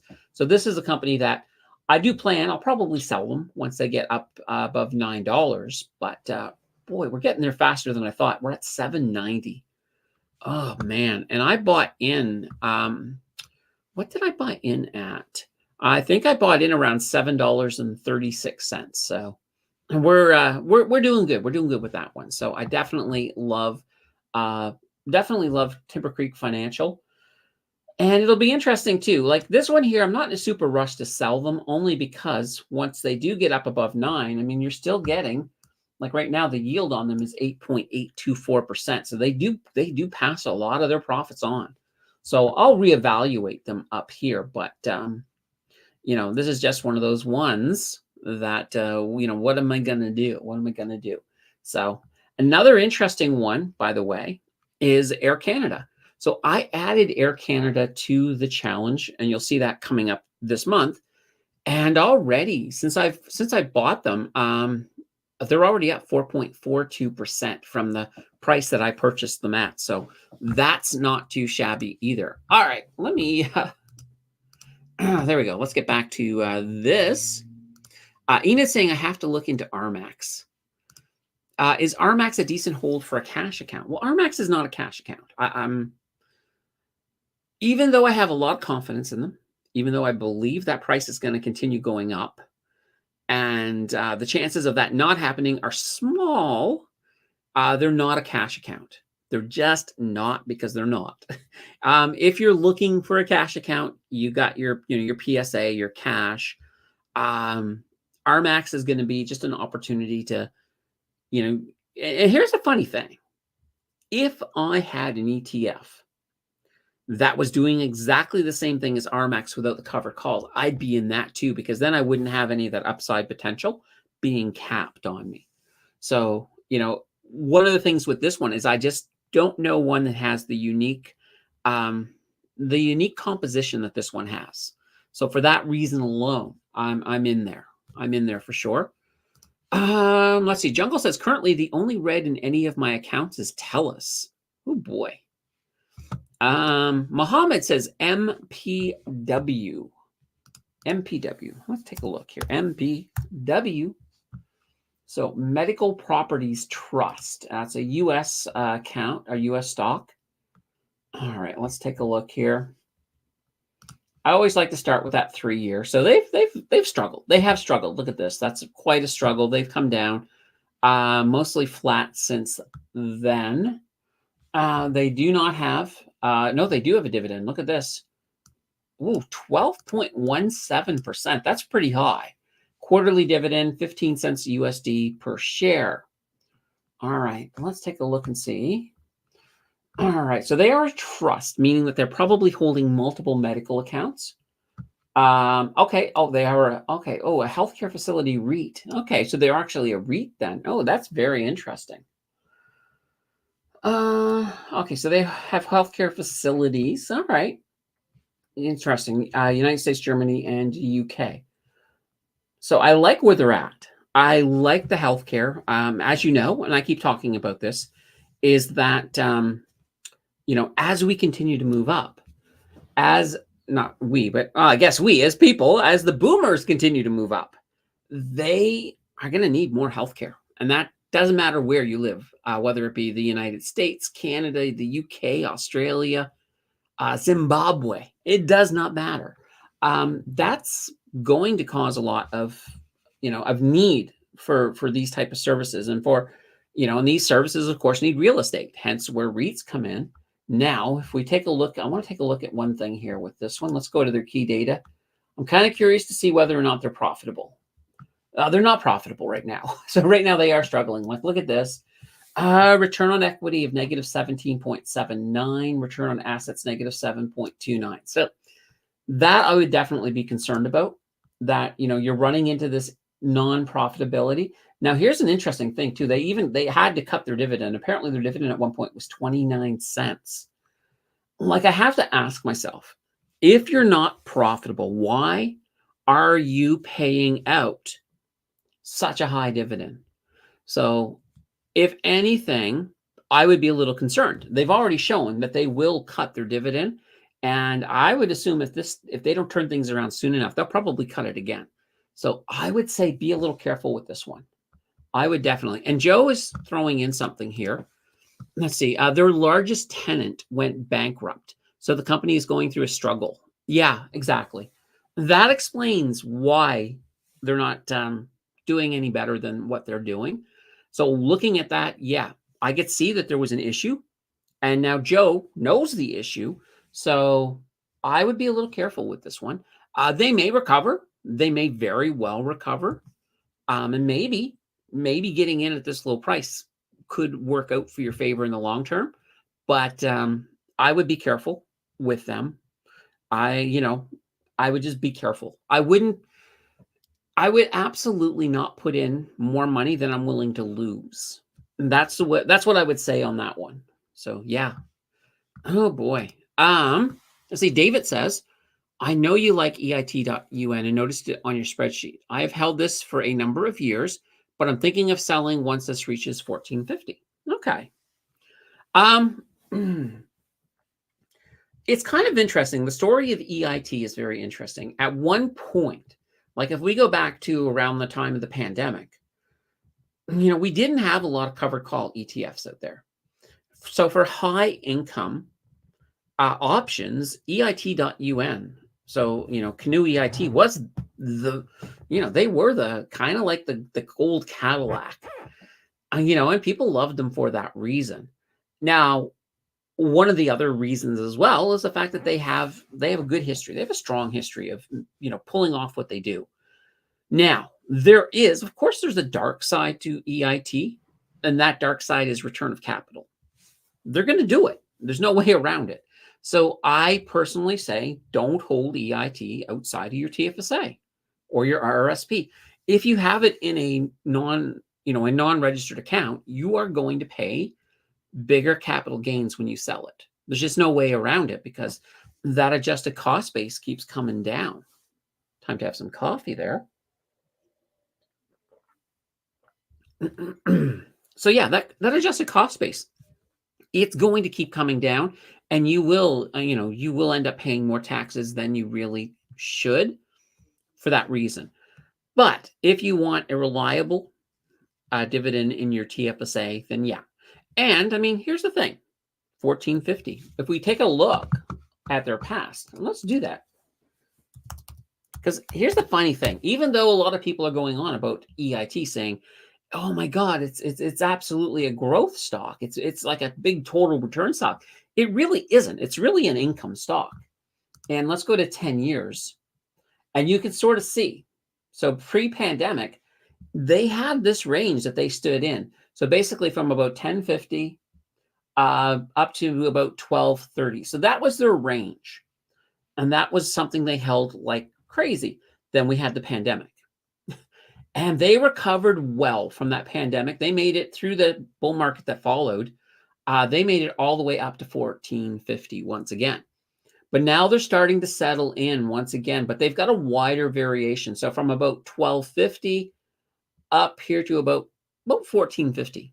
So the spot that you picked to sell, beautiful. That's a beautiful spot. But then you have to ask yourself, what is my goal? Am I just going to move on to something else? Or am I expecting it to come back down to this, this 1250 to 13 range? Maybe I'll buy back in at that point. So that's always a good play. There's nothing wrong with that. So that's just something to keep in mind. And then keep in mind as well, you do have dividends coming in as well. Number one complaint I think I hear when I do an EIT video is I get people who complain that dividend has never changed. That dividend, why don't they raise it? Well, they don't really need to. 10 cents, a reliable 10 cents a share is not a bad dividend at all. So I don't foresee them coming around and just knocking it up to like 11 cents. I don't. But, I don't work there, so I don't know. Maybe somewhere in the back, maybe every time they have a dividend meeting, there's that one person says, let's go to 11, and the management team is like, nope. But, who knows? Maybe somewhere down the road, we'll have two people going, 11 cents, 11 cents, 11 cents. Who knows? But right now they're nice. They're reliable. They are now. Canoe is. They actually rebranded one of their older funds into their premium yield fund. So I have to look at that. But I don't think it's actually got a really, I think the dividend is actually smaller than Canoe EIT. So I wasn't too excited at the initial data I saw about it, but I still like Canoe. And the funny thing is, I'm actually surprised. Normally every quarter I start getting I start hearing voices saying, please do another deep dive on Canoe. And I haven't lately, but I know it's probably coming. It's probably coming. So we'll see. Actually, I mean, honestly, the best time to do a Canoe deep dive would actually be the beginning of the new year, because then that's when they have their annual report that comes out beginning of January every year, and that's probably the best that you can, the best information you get from Canoe every year. So I definitely like that. Let's see, because they were trying to trick suckers to buy their stock. Okay. Jay says, I bought 2 shares of Enbridge. Do they have outstanding debt to keep long term? Well, when you look at Enbridge, I mean, Enbridge has a good amount of debt. That's one of the reasons that a lot of the utilities are starting to do a little bit better now that we're starting to get rate cuts, because it's helping with the servicing on that debt. But when we go into Enbridge here, you'll see right here they have a debt to equity ratio of 152%. So that means basically for every $1 that they have of equity, you got $1.52 of debt. So that's a lot of debt. But this, this is important to remember. One of the big things that's happening in utilities is that as the world changes, as there's more and more pressures for renewable options, a lot of utility companies have been expanding into renewables. That has meant that they've had to take on debt. In some cases, some companies expanded perhaps beyond what they could handle. Looking at you, AQN, looking at you. And now they're in a situation where, they're really bad caca. But when it comes to companies like Enbridge, Fortis, they've taken on debt, but I think they've taken on good debt. And right now we're starting to see a little bit of that paying out, and these rate cuts are going to be fantastic for them. Oh, I just realized. Give me a second here. Let me pull this up. Yeah, right here. Here's the 152, 152% right there. I forgot I didn't have the screen up. Oh boy. But yeah, that's, and that there's of course Enbridge over here. And let's just take a look here while we're here. Why not? If we take a look at the overview, a little drop here, but let's just take a look at the last year. And you can see they have been, they've been doing good. They have been doing fantastic, actually. So not too shabby. JJ says, I'm not scared of ROC. Just means it's making money. You wouldn't be paying any capital gains if you were making money. Well, that's true. That's true to a certain extent. But also part of it is when you look at something like Canoe. So for example, Canoe has they have a payout ratio that normally their payout ratio ranges from 70 to pretty much up to about 90 something. So right now their payout ratio, I believe it's around 162. And that to me is a huge indication that right now return on capital is happening. So they are, and I see that Al wants to know what ROC means. So return on capital means that what the company is doing is they're actually giving you back some of your investment. So it basically removes taxes from them because it creates capital gains for you where you're going to have to pay capital gains. Unless, of course, you have it in a tax sheltered account. So your TFSA, your RRSP, or in your case, like in your Roth IRA, for example. So how it would work is that they give it back in the form of your adjusted cost base. So if you bought Canoe at, let's say you bought them at $13 a share, well, they'll be returning some of that capital. And then all of a sudden you'll look into your broker and you'll see, oh, it's not at $13 a share anymore. It's at, I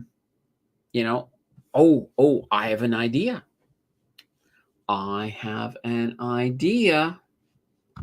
All right, give me a second here. All right, so I haven't looked at this in a while, so maybe we'll get an example of this. So Canoe EIT, here you are, right over here.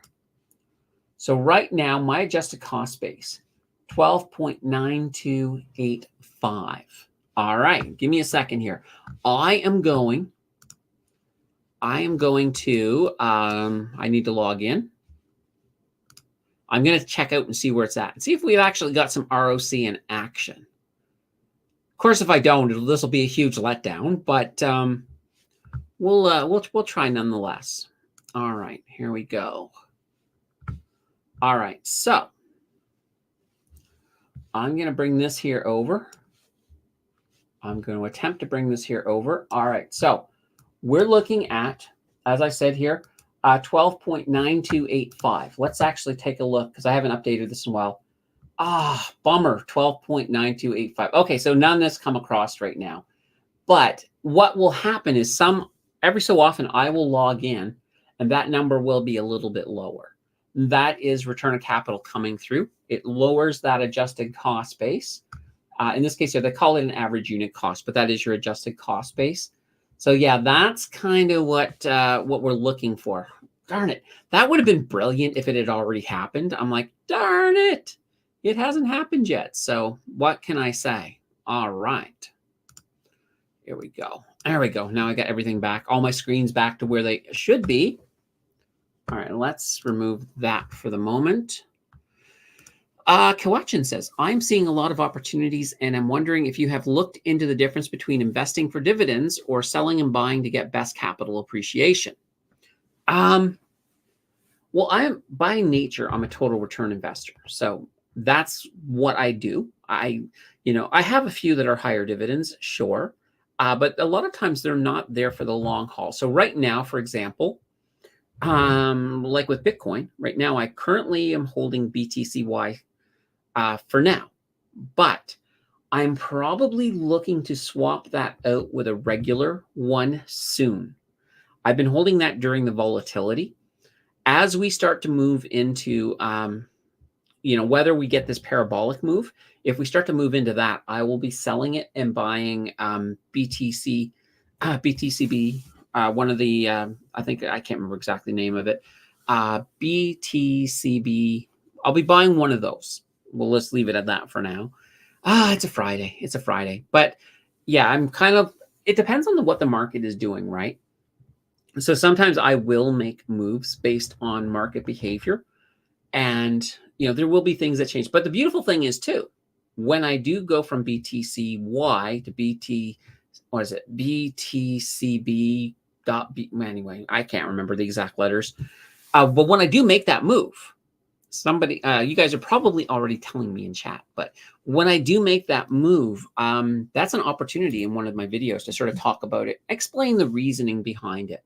So I think that will be kind of fun. William, hello. It's good to see you. William Sr. is in the house. And we just answered that. I have very little in my Roth. Okay. Let's see. Aren't there two definitions of ROC? The first is what you're saying by giving you your own money back, but the other is simply a tax treatment that the distributions paid is negated. Yeah, but it's both the same thing because that's what's happening on their side. So they're giving you your money back, but they're getting this tax savings because of it. So it's kind of like they're not paying some taxes and they're passing it off to you in the form of return on capital. So that way because if you were in a non-registered account, you would then be paying more capital gains tax, which is where that's technically the taxes that they would have paid if they didn't do it. But if you put it in a registered account, then you don't even have to worry about it. Let's see. The government doesn't let you contribute to the Roth if you make too much. Oh, really? Well, that's interesting. JJ says, against the interest cost of borrowing, since EIT is about 20% leveraged. Yeah, there is some leverage within EIT. And that's something a lot of people don't understand as well. But I do like the management team there. And it's kind of funny. I have reached out to them. I've been trying to get something from them. I'd love to actually have their manager come on the channel. I would love that. So that's on my dream list. So we'll have to see. We'll have to see. I'll bug them again. I should bug them again. Al says, I just didn't realize what the acronym was, but I got you. All right, awesome. Okay, guys, we're coming up to the end. If you got any last minute questions, now is the time to drop them in. Holy banana bread. We've been doing this for 1 hour and 44 minutes. This is a longer one, definitely a longer one, but hey, you guys have been fantastic. So nothing too wrong with that. All right, just give me a second here. There we go. I will have a sip of coffee as those last second questions start to roll in. Let's see here. All right, let's see. My worst mistake was buying BTCY in my TFSA. Okay. I'm sure that you've probably made worse mistakes than that, but yeah, I mean, BTCY, it is one of those situations where, you're looking at a nice stream, you're looking at a nice income. But here's that thing. And yeah, I've shown this before, but we'll do it again. We'll do it again here. Yeah, because kind of the whole thing with the BTCY, like I said, I'm playing it in that TFSA right now, but I'm playing it for the volatility. So we will be changing that out soon enough, because I do feel like we are getting closer to some price movement up.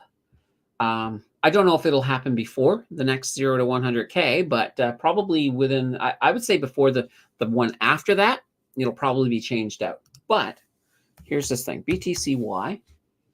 Now, I like to use this one for one main purpose. Here we go. Hopefully it loads. It's taking its good old time. I'm just going to refresh it. There we go. All right, so let's take a gander at this one here. So this here is an ETF that started all the way back here in basically when we were at the last big highs for Bitcoin. I guess technically the second last, but back in November of 2021, just before the bear market, that it launched at the height. It pretty much couldn't have picked a worse time to launch. And then it fell. We had the Bitcoin crash. So Bitcoin went down. It actually wicked down below 20K. So it lost a lot of value. So people who bought in here, oh boy. And here's the thing. It went along for a while. Now, of course, Bitcoin recovered. It came back up. But you'll notice it never made it back to these highs. Well, that's because, it's covered call. You have a couple of things happening here. One of the big things that you have happening here is capped potential. So when the market goes really crazy, when Bitcoin starts to go up big time, it loses it, because part of how it's making its money is it's writing call options. So it will have, for example, longs where, it agrees to sell it at a certain value. So if the price goes and spikes way up above that value, they have to sell it. So they sell it lower than what it's worth. So they end up, losing that potential profit. And then they'll buy back in, they'll do it all over again, but that profit's already lost. So you can see very well that, Bitcoin got above where it was at here, but yet over here, it never did, because that's just a lot of lost potential. Now, it's not as bad as it looks if you add in all the dividends you've received over this whole period of time, but for the actual value of that ETF. So my goal with this one is simply, let me take a look here. Did I actually close that? Oh, well, I'll have to use this whiteboard is still, what happened to, I had a new whiteboard. I closed it. All right, never mind. We'll just, we'll forget about that then. But yeah, so generally my idea is right now, as long as we have a lot of volatility, BTCY is perfectly fine. But as soon as we really start to head towards that, the pump, after, of course, the halvening, which we had in the spring, I'm expecting to see some big movement September into October, probably ride out the rest of the year with some big movement. I'll be moving out of a covered call Bitcoin ETF to a regular Bitcoin ETF because I don't want to lose that capped potential. So, we'll definitely look at that. We'll look at that more. JJ says, got tricked by that stupid yield. Well, a lot of people, there's a lot of yield chasers out there. When you first learn, like when you are brand new at investing and you start seeing dividends, you're like, oh my God, this is cool. Then when you see big dividends, you're thinking, oh my God, this is even cooler. And yeah, you end up chasing them, but you have to sort of look, you have to sort of step back, look at it from a total return, look at how it's behaving, understand how you're getting these bigger yields. Is it because of return of capital? Is it because of covered calls? And what is that doing to the rest of your potential? So these are just things you want to put in there. You want to check it out. You want to make sure you know what's going on. Yeah, and total return. Yeah, absolutely. And this is kind of one of these things. You have to sort of look at how you're playing it. And that's kind of one of the things that I've been looking at. Like right now, I look at it this way. So on that, just in a second, I'm going to take a gander over here for a second. I won't bring the screen up this time, but let's see here. So yeah, so right now I'm sitting at a total return of 16.09%. So, I'm doing okay because of where I bought in, but that was strategic as well. I knew I was buying in at a very low point compared to where it was going. But that one there, so the BTCY, its days are numbered in the challenge. Yeah, we'll leave it at that. We'll leave it at that. We'll definitely talk more about it in the future for sure. Prairie says, oops, have to run, picking up my daughter from work. We'll catch the rest of the stream in the replay.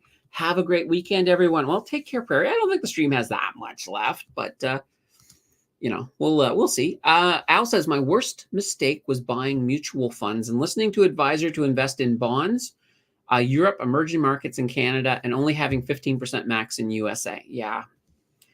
I mean, that's a big thing. I mean, the USA is the biggest economy in the world. Why would you only want a 15% exposure? It doesn't make sense to me. But a lot of times, especially if you're a new investor and you've got somebody, a financial advisor who's saying, hey, just listen to me. I know what I'm doing. You don't know any better. And when they're saying you should be going with this and that, you're like, yeah, this and that, more this and that, please. But the beautiful thing is, once you've learned a little bit, you can sort of look and sort of say, that's not the best idea. And, do-it-yourself investing, I think it's fantastic, provided you're not doing stupid things like giving into like FOMO and FUD and all of that stuff. I think it can be the best way to go. But, if you still want to use a financial advisor, there's nothing wrong with that either. But learning, then you can ask the right questions. And then you can get a financial advisor who's thinking, uh-oh, my client actually understands what's going on. I guess I better do my job right. So that's kind of a good thing. Let's see. Are distributions tax efficient in the RMAX? I have not seen the tax breakdown yet in the RMAX, but here's the thing. Once again, anything that has dividends, above, north of like 8%, I'm pretty much going to put it into the TFSA, so I don't even have to worry about it. But once we get some tax documentations, because right now things are still really new. They only just declared their first dividend recently, and even like with that new script I'm using to pull up the price, I can't do it yet on RMAX because they still don't. Excel still can't see it. So I would say ask me that probably in a few months. We should hopefully have, probably a few months towards the end of the year, we'll have some tax information, I think, on that.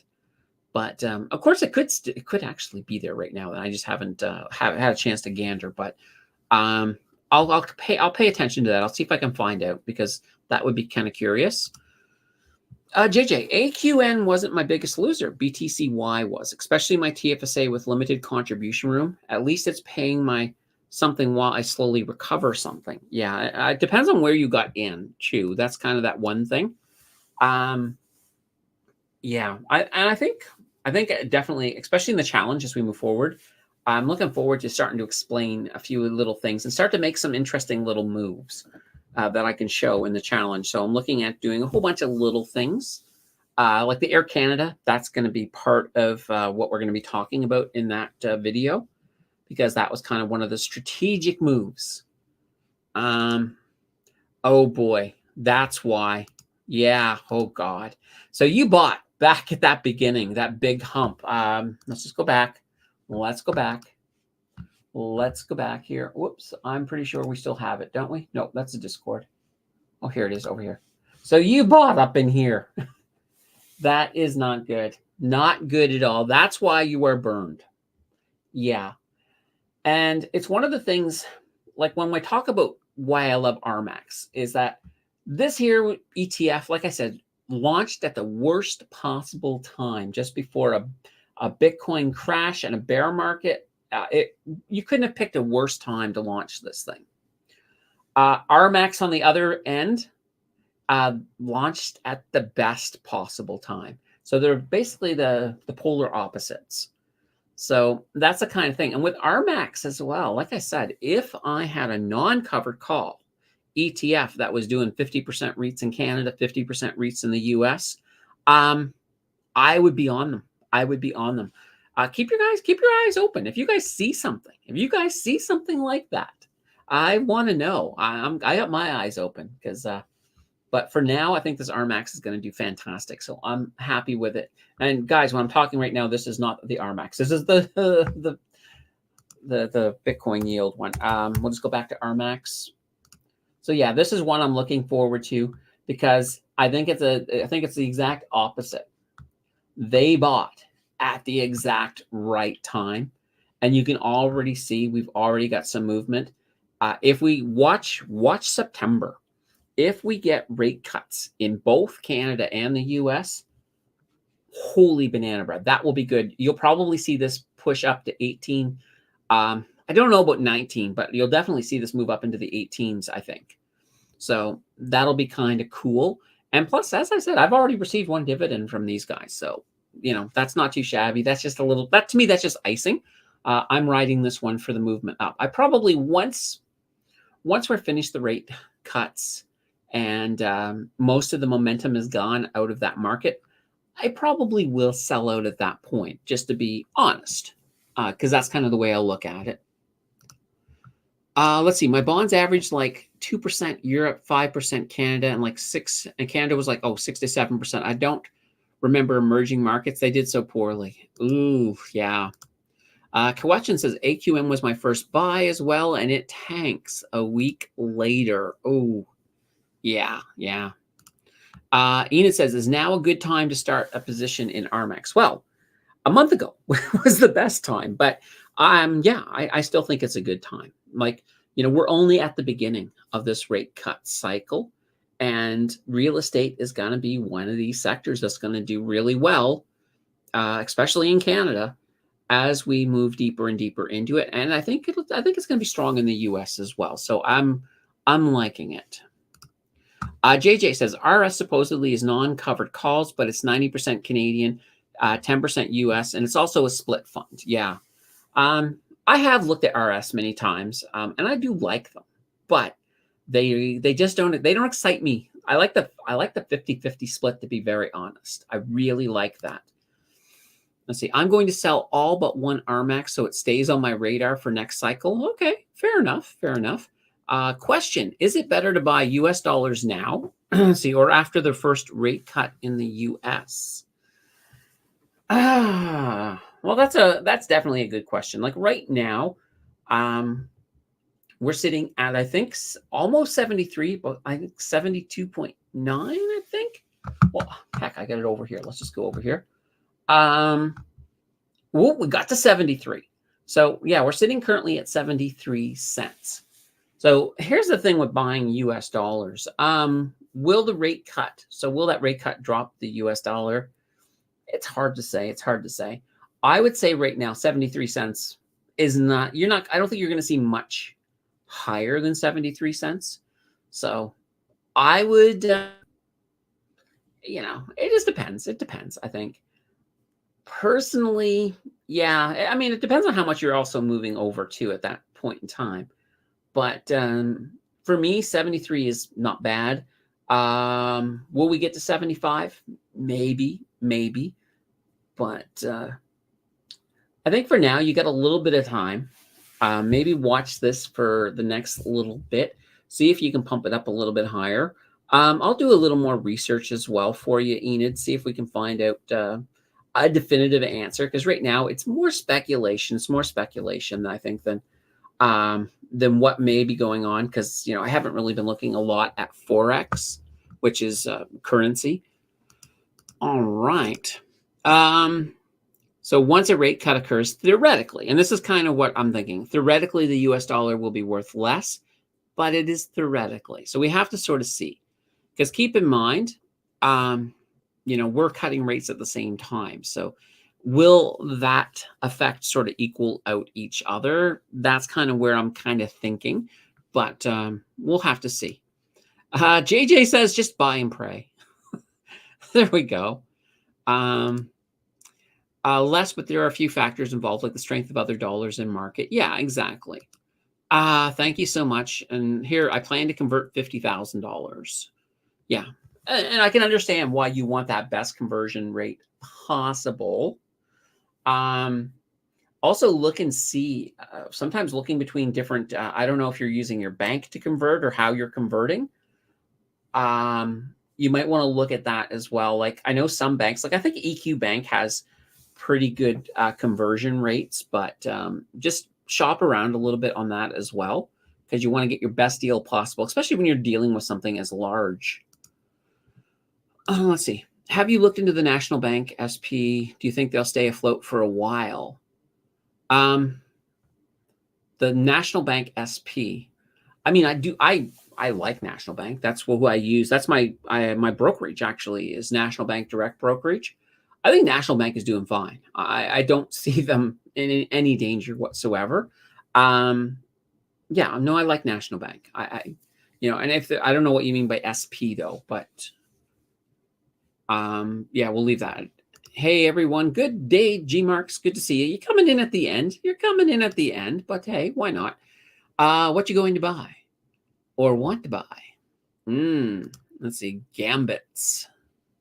So what brokerage do you all use? So like I said, my main brokerage, of course, is National Bank Direct Brokerage. Oh, Enid says I use the Norbit Gambit. Nice. Yeah, you can use that at National Bank as well. You can also do it over at Questrade. I know Canadian a T-shirt actually has a really good video for the Questrade one. Let's see, are you on Questrade or National Bank? There we go. National Bank of Canada is cheaper to do Norbit's Gambit with that large sum of money. Okay, so there we go. Maybe it is the better way. By a prayer, really. All right. Do you think the National Bank stock price will stay flat for a while with the Western Bank purchase? That's a good question. I think we're going to find out. I think we're going to find out soon enough. We do have earnings coming up. So this week is just coming up as TD. We'll get National Bank the week after that. So we'll definitely take a look at that. But yeah, certainly on the short term, that could keep them from, that could have some impact on their fundamentals. But I think long term, it'll be very good for them. It gives them more exposure to the West. And that's one of the big things that National Bank was missing. So yeah, I think it'll be good for them long term. Maybe we'll see some fluctuation short term, but for the most part, I think it was a good move. Let's see. I am on Questrade and learn from Adrian. Yeah, absolutely. Adrian's awesome. He's a cool dude. Actually, he just came up with a video. Was it yesterday? I highly recommend it. He was talking a little bit about how a lot of the money he's made has come from investing and not his job per se. So I actually thought it was a good video. For those of you who have not seen it yet, let me see if I can find a link here for you. I'll do that. All right. Just be a second here as I pull it up. Let's see here. All right. Oh, here we are. Right over here. Grab this. Actually, come on. Just take me to his video. There we go. All right. I'll drop this in here because I thought it was a very good video. All right. Where am I at? Here I am. So here you go. Here's something to watch after we're finished the stream. And bang, there we go. So yeah, definitely a good video. Any of you who do watch it, tell them in the comments that I sent you, because like to keep him on his toes.